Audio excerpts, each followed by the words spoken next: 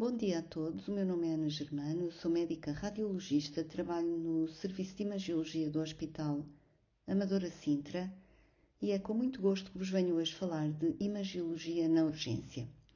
Como podem ver pela imagem presente neste slide, tudo pode acontecer num serviço de urgência.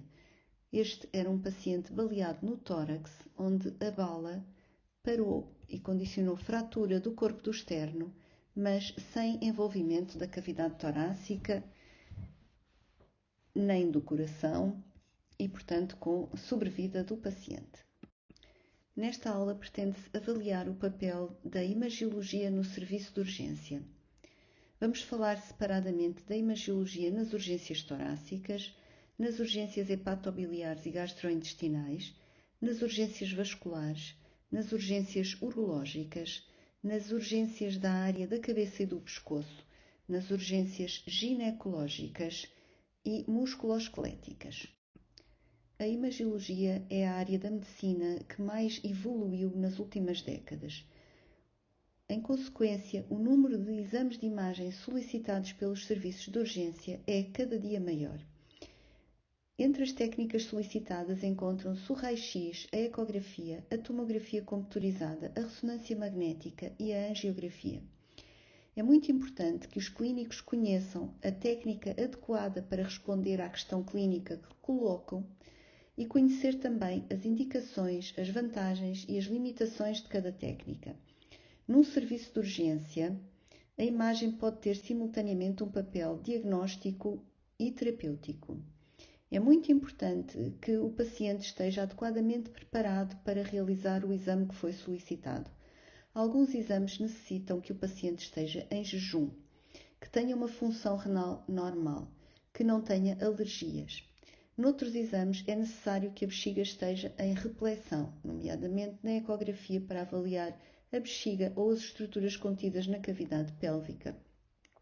É importante saber se uma paciente do sexo feminino está ou não está grávida e, muitas vezes em crianças, é necessário a ajuda de sedação para que consigam realizar certos exames. Os equipamentos multicorte, nomeadamente TC, usados atualmente, permitem aquisições muito rápidas, permitem que se façam reformatações multiplanares, reconstruções tridimensionais e mesmo estudos angiográficos que permitem uma informação muito detalhada sobre as alterações identificadas em cada doente. Tem um problema, é que o número de imagens que o radiologista tem que ver é cada vez maior e vai ser necessário um tempo maior para a leitura e interpretação das imagens. Os equipamentos atuais permitem adquirir imagens de forma muito mais rápida e com muito melhor resolução do que aquilo que acontecia há alguns anos atrás. Um estudo tóraco-abdominopélvico em TAC pode ser adquirido apenas numa única inspiração. Podemos, por isso, adquirir imagens de cada doente em múltiplas fases. Isto quer dizer fazer, por exemplo, uma fase em que os produtos de contraste estão apenas nas artérias, outra em que estão nas veias, outra em que estão no sistema excretor dos rins, para avaliar determinadas situações. Existem técnicas de pós-processamento que permitem fazer reconstruções multiplanares e tridimensionais.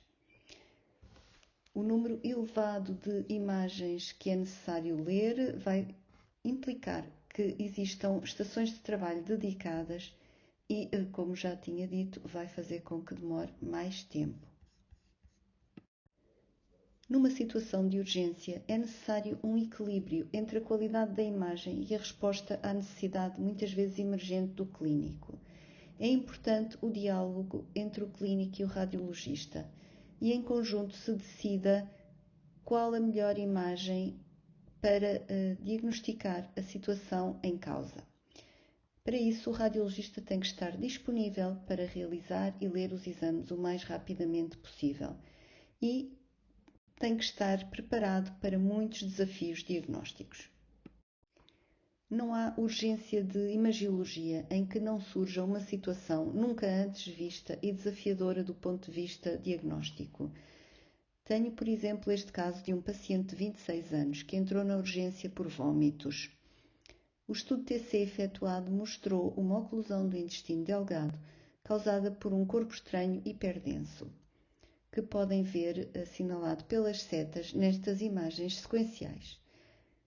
A questão que se coloca é: conseguimos, por TC, fazer um diagnóstico mais preciso? Isto é, informar o clínico exatamente que corpo estranho é este?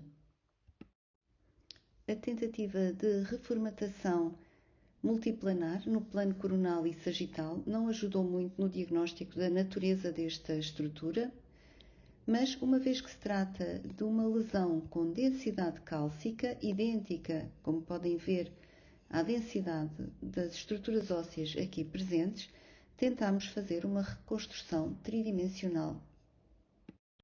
Com uma reconstrução 3D em osso, conseguimos perfeitamente demonstrar que a estrutura que víamos nos slides anteriores em corte axial se trata na realidade de uma concha. O paciente admitiu posteriormente ter comido arroz de marisco na véspera, apesar de não se lembrar de ter engolido esta concha. Houve necessidade de a remover cirurgicamente e está aqui na imagem a concha retirada pelo cirurgião do intestino delgado deste paciente. Este é outro exemplo de uma situação bizarra do serviço de urgência. Trata-se de um paciente de 70 anos com várias vindas à urgência por dor abdominal. A imagem de cima à esquerda corresponde ao TC efetuado numa dessas vindas à urgência em que é perfeitamente visível um quisto simples no rim direito. Com mais atenção, podemos ver alguma densificação dos planos adiposos anteriores ao quisto e espessamento do arco duodenal. A imagem seguinte, do meio na linha de cima, numa segunda vinda à urgência, mostra, comparativamente à primeira, uma alteração das características TDM do quisto. Verifica-se que é mais denso e nota-se perfeitamente a sua continuidade anterior com o arco duodenal. Assim, o relatório da imagiologia descreveu uma possível perfuração de úlcera duodenal para o interior do quisto renal, com base no exame anterior e na clínica do doente. Trata-se de uma situação muito rara e, tendo em conta a dúvida colocada pelo cirurgião, houve necessidade de demonstrar esta afirmação. O que é que nós podemos fazer para isso? O que fizemos foi, demos ao paciente uma pequena quantidade de contraste oral e verificamos que o contraste oral que administramos foi instalar-se e opacificar o quisto renal. Se virem a diferença entre a imagem do meio da linha de cima e a imagem da direita da linha de cima, verifica-se que o conteúdo do quisto é mais denso na última imagem. Outra maneira que tivemos de demonstrar isto foi virar o doente de barriga para baixo, fazer uma aquisição em decúbito ventral e, com isso, verificamos que o ar presente no duodeno passou para o quisto do rim. Ainda a outra maneira de o fazer é usar as técnicas de reconstrução tridimensional do tubo digestivo e navegar virtualmente no duodeno e, com isso, identificar a perfuração do duodeno que comunica com o quisto. Conseguimos perfeitamente convencer o cirurgião que foi reparar a úlcera e, na imagem da direita da linha de baixo, podemos ver a situação pós-operatória em que já não se identifica o quisto do rim e está reparada a úlcera duodenal. Assim, como podem ver, o radiologista tem um papel muito ativo no serviço de urgência. O raio-x de tórax é ainda hoje uma técnica muito importante na avaliação inicial das emergências torácicas. A ecografia pode ser usada, particularmente em doentes pediátricos, para esclarecer algumas situações. A técnica que, de um modo geral, é utilizada para resolver a maior parte das dúvidas é o TC de tórax, porque permite avaliação com maior detalhe da anatomia do pulmão, dos vasos do mediastino e da parede torácica. Pode ou não ser utilizada após injeção endovenosa de contraste iodado. As urgências torácicas podem ser de causa traumática, sendo frequentes as fraturas de costela, mais raras as fraturas do externo, podendo existir pneumotórax, hemotórax, lesões do parênquima pulmonar, incluindo lacerações e contusões, lesões da aorta torácica, cardíacas e diafragmáticas. Entre as causas não traumáticas estão as cardiovasculares, em que as três mais frequentes e mais graves são o tromboembolismo pulmonar agudo, a disseção da aorta e o síndrome coronário agudo. Entre as causas não vasculares, temos as doenças pleurais e parenquimatosas pulmonares, a pneumonia, o pneumotórax espontâneo, o edema agudo do pulmão e, particularmente em casos pediátricos, aspirações de corpo estranho. Trata-se de uma doente de 26 anos de idade que recorre ao serviço de urgência por dor torácica que aumenta com a inspiração e dispneia. A paciente não tem história de trauma. O exame de imagem efetuado é um raio-x tórax PA, que está na imagem. Peço-vos que olhem com atenção para esta imagem antes de passarmos ao slide seguinte. Como podem ver, trata-se de uma paciente com um pneumotórax espontâneo no hemitórax direito, facilmente diagnosticável pelo raio-x tórax, pela definição da linha pleural e ausência de ramificações broncovasculares torácicas exteriores a essa linha. Mas, se olharmos com atenção, verificamos que a paciente tem também um pneumotórax à esquerda.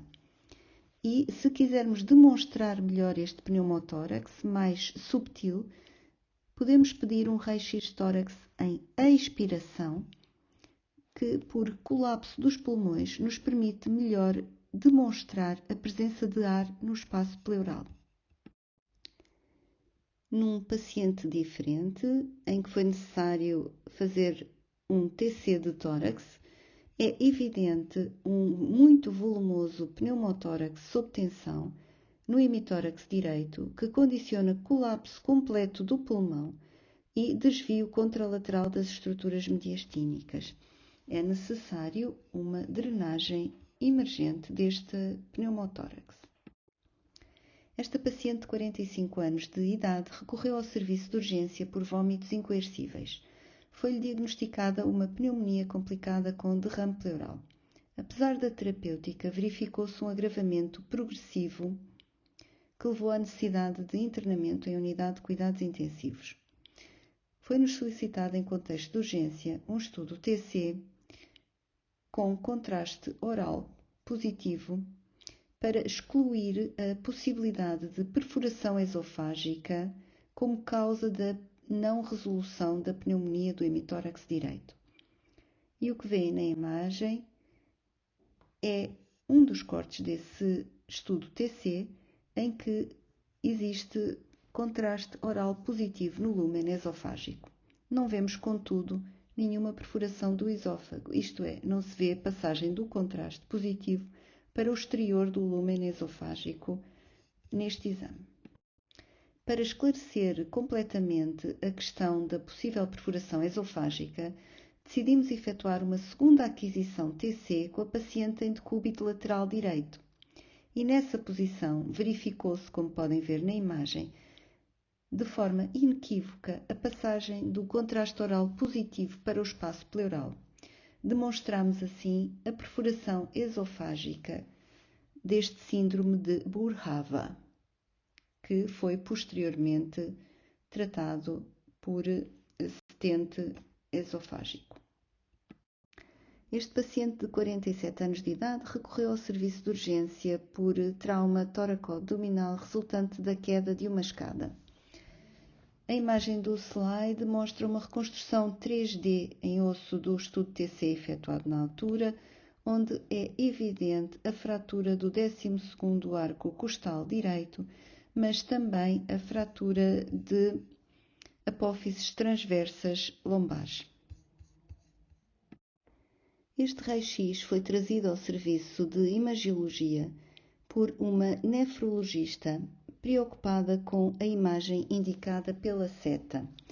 Trata-se de uma doente que tinha terminado sem intercorrências uma sessão de hemodiálise e se encontrava assintomática.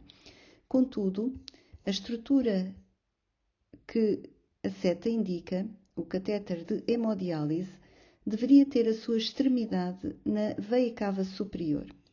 E, como podem ver, a extremidade encontra-se à esquerda da aorta, não na topografia habitual da veia cava superior.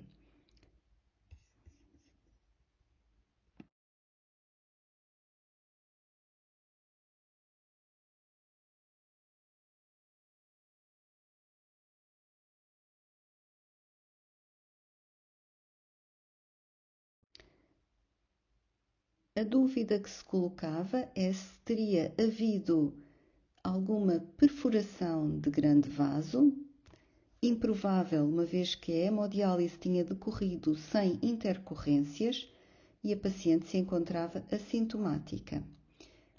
A explicação possível seria a da existência de uma variante anatómica que demonstramos no vídeo que podem ver neste slide, em que se verifica a presença de uma veia cava superior esquerda, variante anatómica rara mas possível, e correto posicionamento do catéter de hemodiálise na veia cava superior, que se encontra ela sim colocada numa topografia pouco habitual.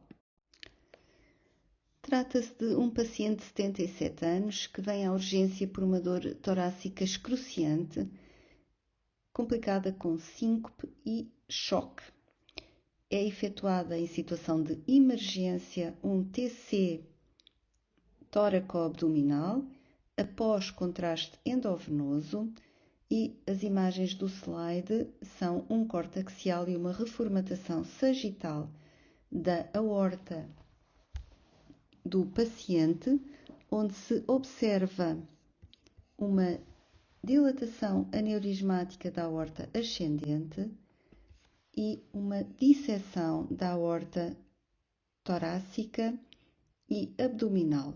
A seta aponta para o flap da íntima e nas imagens é evidente a diferença de densidades entre os lúmenes falso e verdadeiro. Ainda no capítulo da patologia emergente vascular, num paciente diferente com uma clínica idêntica, esta imagem de TC sem contraste mostra a hiperdensidade espontânea concêntrica da aorta torácica ascendente, correspondendo a um hematoma da parede aórtica.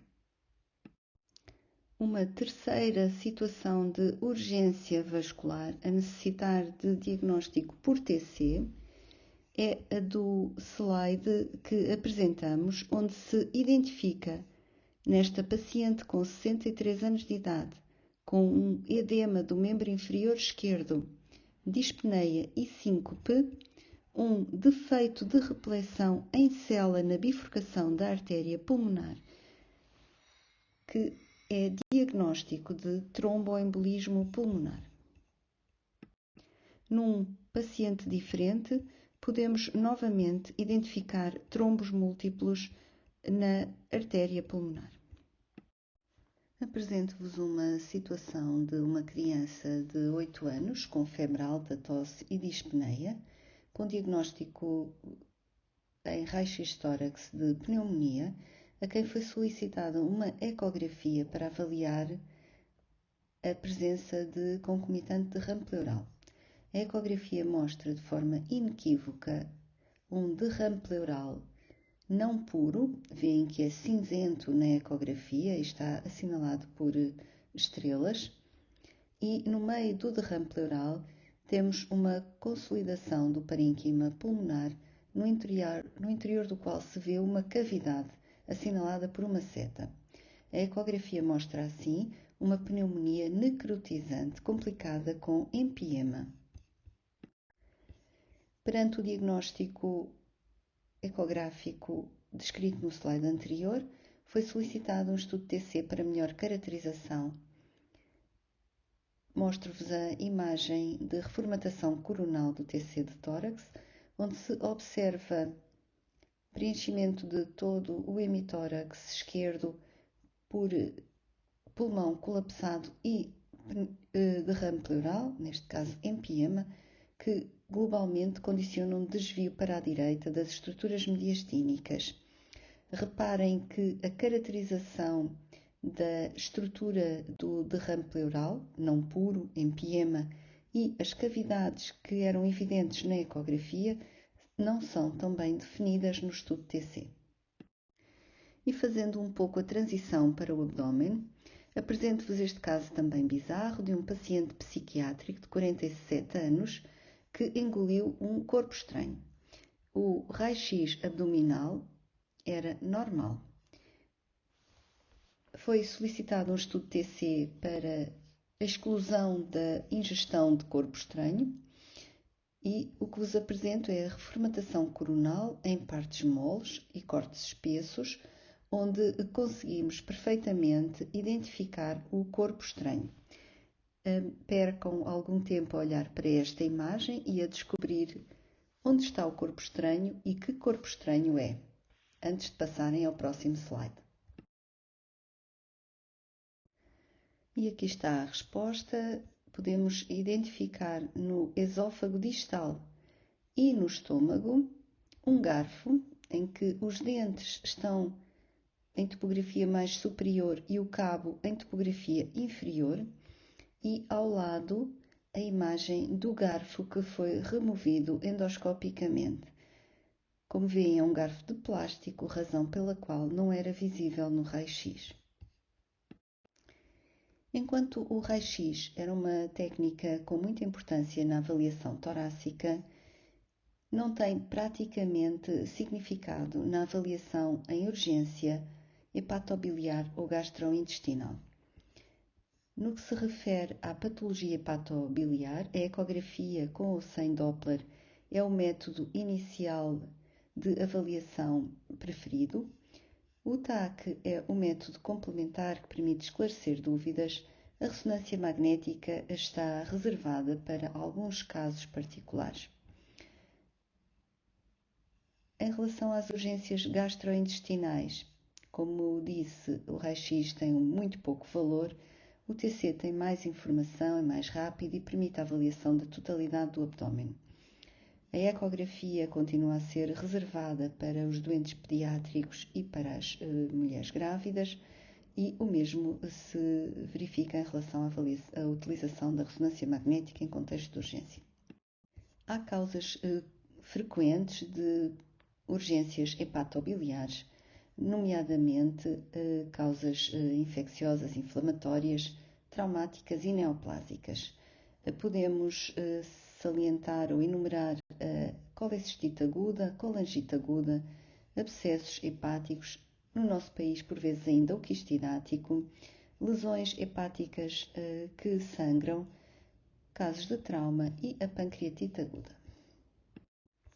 É importante pensar em causas de diagnóstico diferencial em paciente com dor abdominal aguda, em que, para além da patologia hepatobiliar, a causa pode ser urológica, ginecológica, vascular, musculoesquelética ou gastrointestinal, como a apendicite aguda, a obstrução ou oclusão do cólon, diverticulite aguda, perfuração cólica, isquémia mesentérica ou hemorragia gastrointestinal. As imagens inferiores são da ecografia abdominal de uma paciente de 30 anos de idade, grávida de 24 semanas, que recorreu ao serviço de urgência por dor no quadrante superior direito do abdômen e que clinicamente tinha um sinal de Murphy positivo. A ecografia confirma o diagnóstico de colecistite aguda litiásica pela existência de espessamento parietal da vesícula biliar de aspecto laminado, indicado pelas setas, e pela presença de um cálculo no lúmen vesicular. É a imagem arciforme com atenuação posterior dos ecos evidente dentro da vesícula biliar. Para vossa referência, a imagem superior corresponde a uma vesícula biliar normal, Podem comparar a diferença entre a parede e o lúmen das duas estruturas.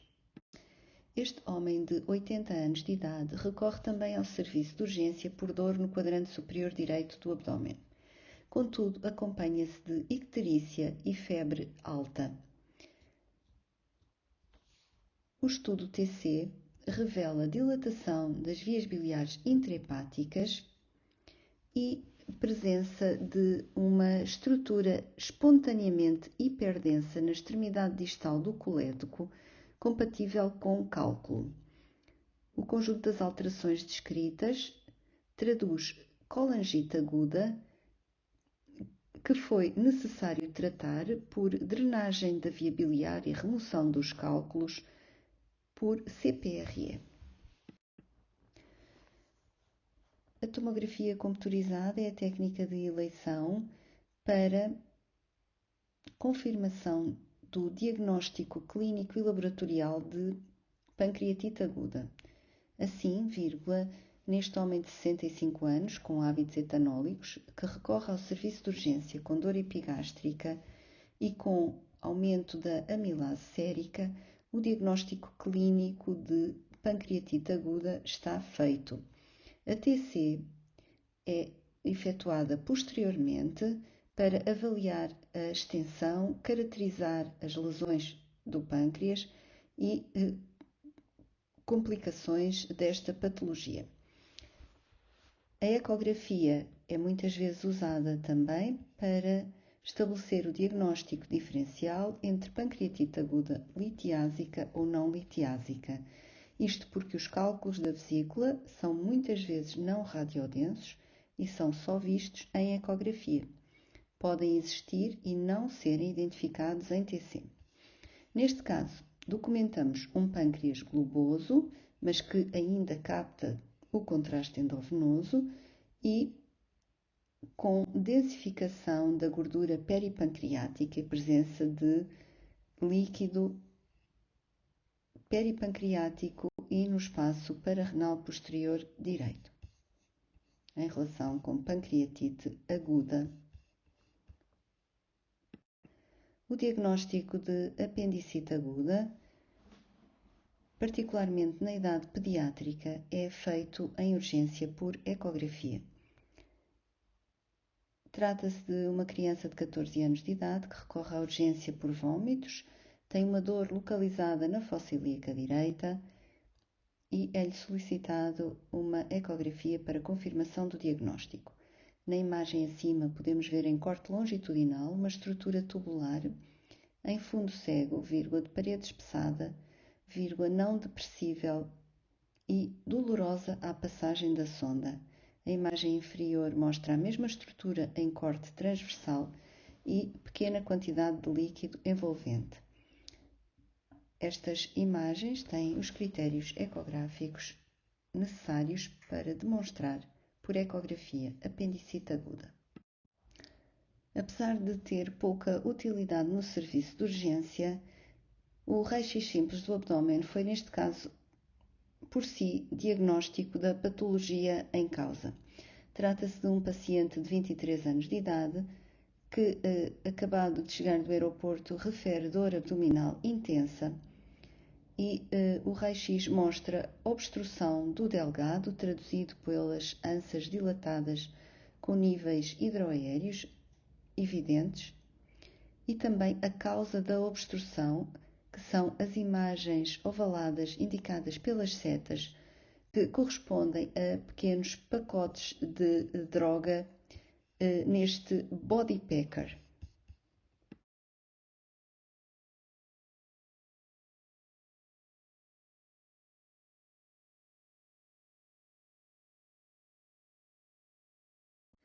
A sequência de imagens presente neste slide mostra também uma obstrução do delgado de causa diferente neste paciente que esteve presente num festival de verão e que tem a última ânsa preenchida por um conteúdo heterogéneo com áreas sólidas e muito gás.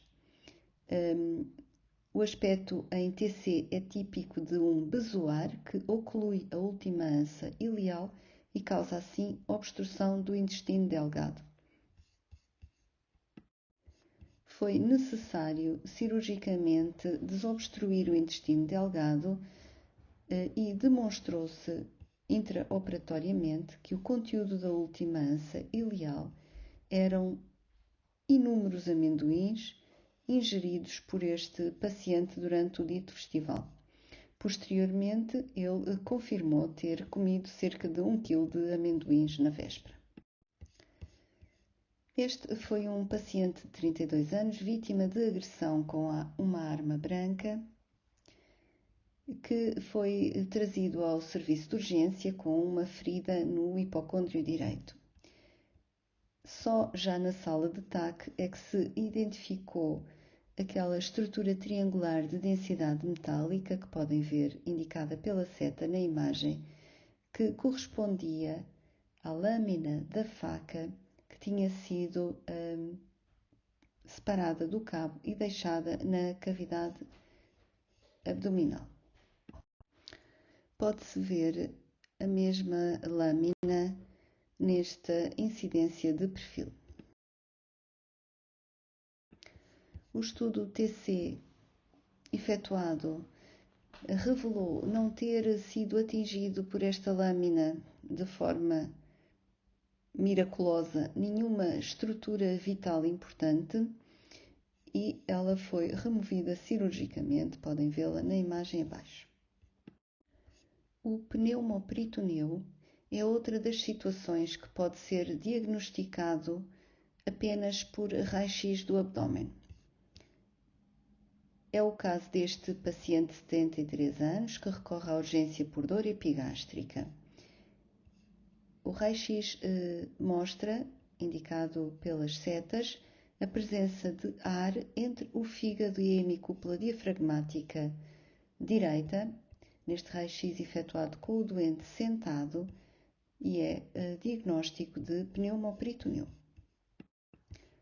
O objetivo da realização do estudo TC, num doente com diagnóstico de pneumoperitoneu por raio-x, é identificar o local e causa da perfuração do tubo digestivo e avaliar potenciais complicações.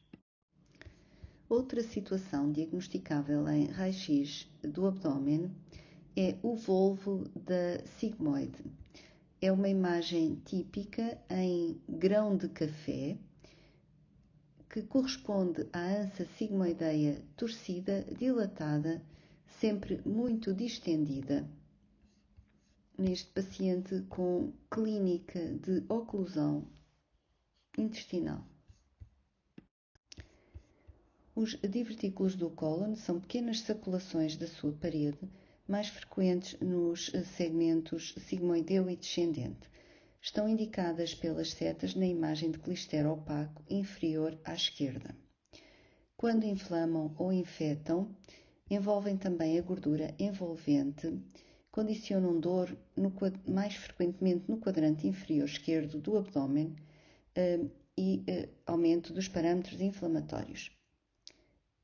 O diagnóstico imagiológico de diverticulite aguda é feito com maior acuidade por TC, como podem ver na imagem superior à direita, onde os múltiplos divertículos do cólon sigmoide se associam à densificação da gordura envolvente e pequena quantidade de líquido.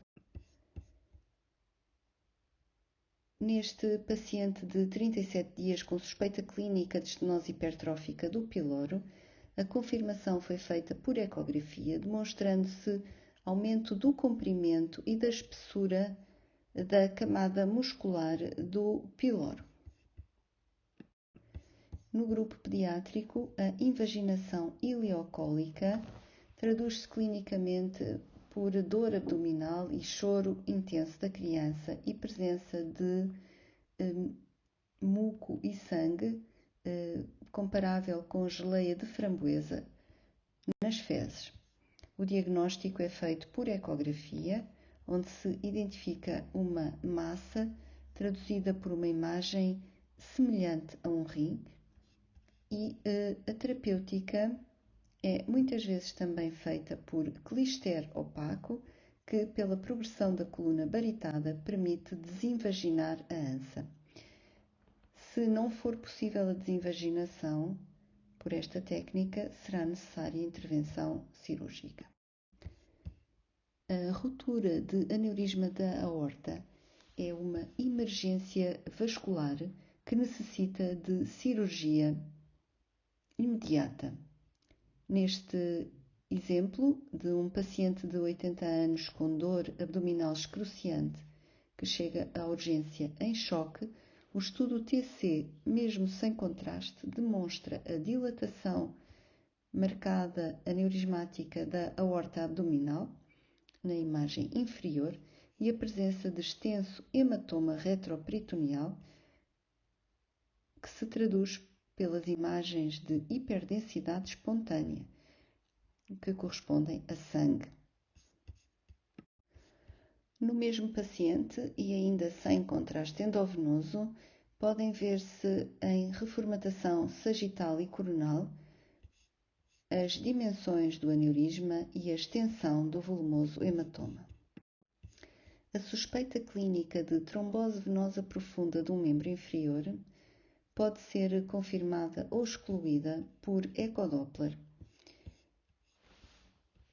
Os trombos nas veias dos membros inferiores têm tradução por conteúdo ecogénico no lúmen, ausência de depressibilidade da veia à compressão pela sonda e ausência de preenchimento pela cor.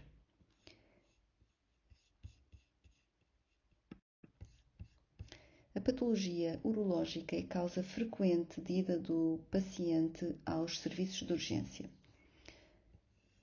Dentre as causas mais frequentes temos as cólicas renais, tumores do urotélio, compressão extrínseca, infecções, causas vasculares e trauma. Dependendo da situação, pode ser utilizada em primeira linha a ecografia ou o TAC. Esta paciente de 62 anos recorre ao serviço de urgência com uma cólica renal.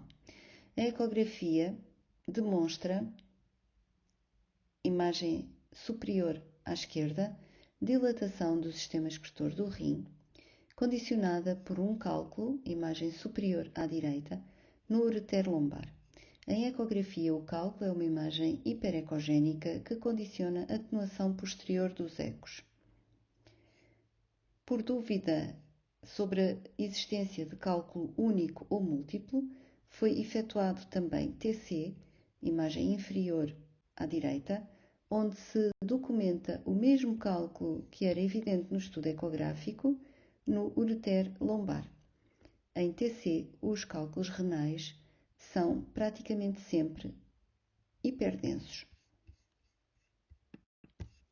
Enquanto no caso anterior, como puderam verificar, uma ecografia ou um TC sem contraste foram suficientes para o diagnóstico da cólica renal, identificação do cálculo e suas dimensões. Ao contrário do caso anterior, esta paciente de 63 anos que vem ao serviço de urgência por dor lombar direita e que entra em choque, não tem uma história típica de cólica renal. Assim, foi necessário efetuar um TC antes e após contraste endovenoso, como a seguir vos mostro. Neste exame, identificamos presença de líquido na cavidade peritoneal em abundante quantidade, com zonas de hiperdensidade espontânea que, como já viram em outras situações semelhantes nesta aula, correspondem em TC à presença de hemorragia recente. Ora, esta hemorragia tem origem na lesão com densidade de gordura e partes moles, que se pode identificar no rim direito, na imagem inferior à esquerda.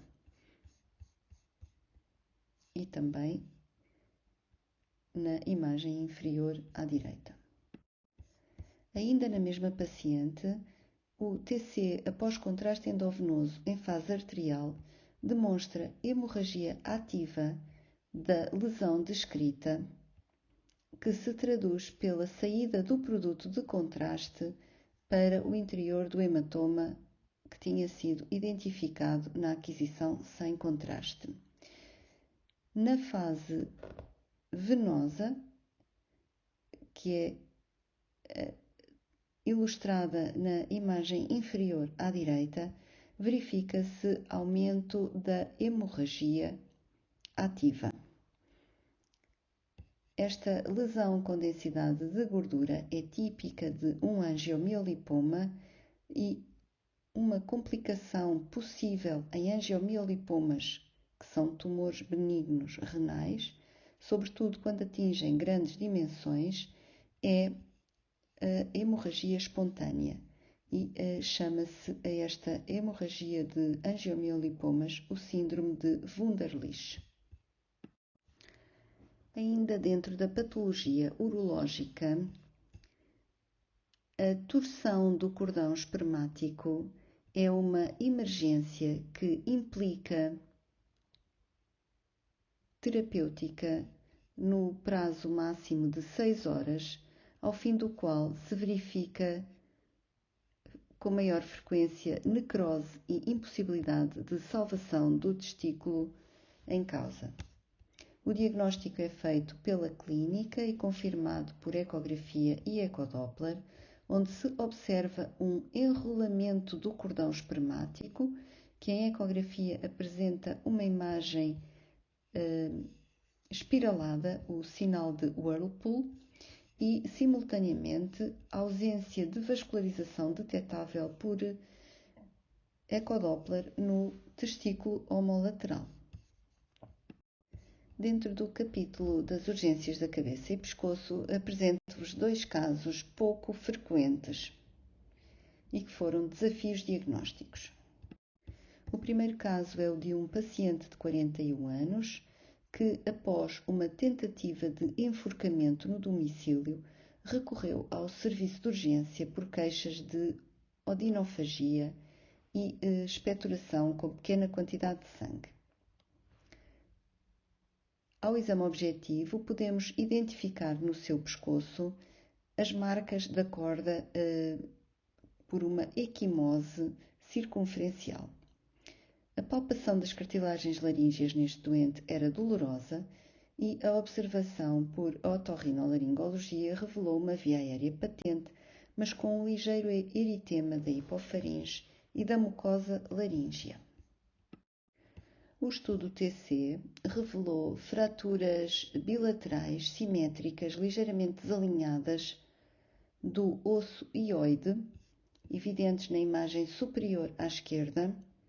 Revelou também um edema do seio piriforme esquerdo, assinalado pela seta na imagem inferior à esquerda, e uma fratura ligeiramente desalinhada, horizontal, do corno longo da cartilagem tiroideia, condicionadas pela tentativa de enforcamento. Estas imagens representam outra situação pouco frequente em urgência de um paciente que tinha sido baleado no pescoço pelo sogro e em que se vê a bala nas partes moles laterais e anteriores inferiores à direita.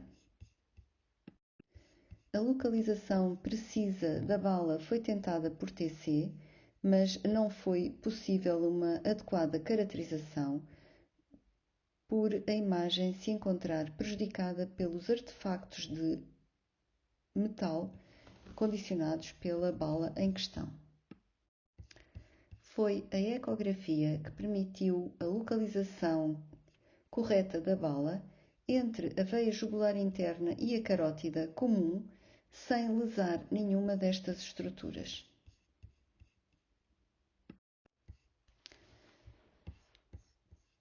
Os sintomas e o exame objetivo são muitas vezes inespecíficos nas urgências ginecológicas. A ecografia é a imagem de primeira linha e permite identificar rupturas de gravidez ectópica, a torção de anexos ou rupturas de corpos lúteos hemorrágicos. Em algumas situações é necessário complementar estes exames por TC. Nesta paciente com uma ruptura de gravidez ectópica, o hemoperitoneu é facilmente identificável quer em ecografia, na imagem à esquerda, quer em TC, na imagem à direita. O saco gestacional é melhor visualizado na imagem ecográfica. As técnicas de imagem utilizadas em urgência musculoesquelética são essencialmente o raio-x e o TAC. Esta fratura do colo humeral esquerdo em paciente idosa com queda é facilmente identificável no raio-x. A fratura é, contudo, significativamente melhor caracterizada em TC, quer nas imagens axiais, quer nas reformatações sagitais ou coronais ou reconstruções tridimensionais, como a imagem do slide. A tomografia computurizada é frequentemente utilizada em segunda linha para esclarecimento de imagens dúbias em raio-x, como neste caso em que esta estrutura metálica que pretendia fixar o ombro direito se encontra em posição anómala e é necessário avaliar o risco de possível lesão de vasos axilares e subclávios. Trata-se de mais um paciente com uma situação pouco frequente, um homem de 67 anos, diabético, que recorre à urgência por dor e edema de início súbito no membro inferior esquerdo. O topograma do estudo TC revela disseção purar dos planos adiposos da coxa esquerda e significativo aumento de volume da mesma. O estudo TC confirmou a extensa fasciite necrotizante com destruição de praticamente todos os músculos da coxa esquerda, substituídos por necrose e ar, e simultaneamente presença de ar no lúmen dos vasos femorais, com consequente embolização gasosa pulmonar. Apesar da terapêutica imediata, este paciente não sobreviveu a esta rara e muito grave patologia. O caso seguinte é de um paciente vítima de agressão por arma de fogo na região glútea direita, em que ao exame objetivo se identifica nessa topografia a porta de entrada da ferida, mas não se identifica a porta de saída. Em raio-x, a bala é claramente identificada inferiormente à sínfise púbica, mas a localização final da bala no períneo, assim como o seu trajeto oblíquo de cima para baixo e de trás para a frente, só foi possível na avaliação sequencial por TC. Finalmente, apresento-vos o caso de uma jovem de 31 anos, com queixas com 7 dias de evolução de dor lombar, com irradiação para ambos os membros inferiores. Ao exame objetivo, notava-se uma massa na face interna da coxa direita, dolorosa, mas sem sinais inflamatórios.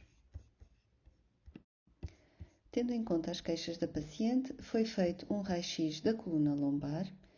Mostra-se à direita a incidência sagital, onde é evidente deformação dos corpos vertebrais de L3 e L4 com esclerose subcondral e significativa redução do espaço discal L3-L4.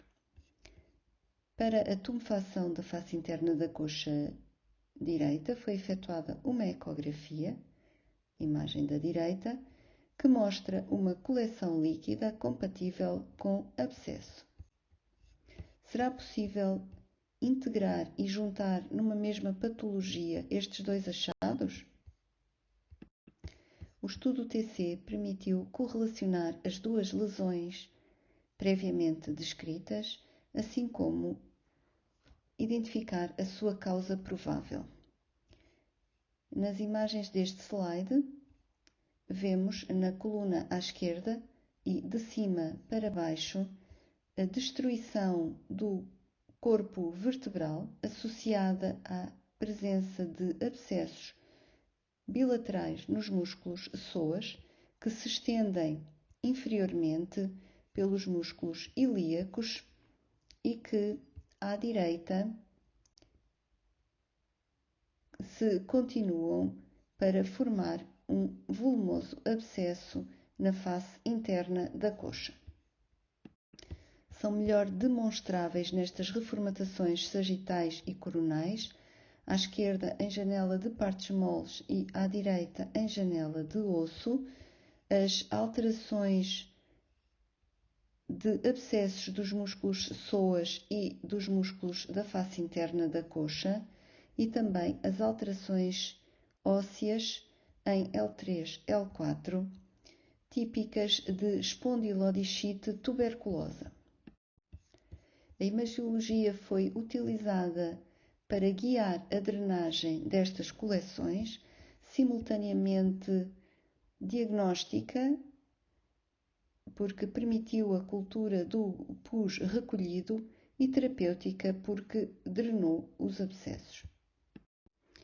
Em situações de urgência, é necessária disponibilidade e capacidade de resposta rápida a questões clínicas, por vezes complexas e muito pouco frequentes.